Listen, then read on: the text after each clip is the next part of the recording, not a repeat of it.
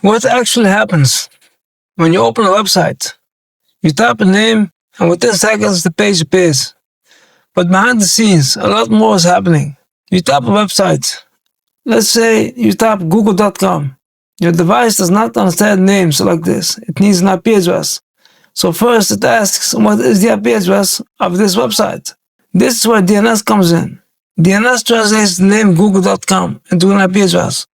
Now your device knows where to send the request. Your network. Your device sends the request through your home network, your phone, router, internet. Your router uses its public IP to send the request outside your home.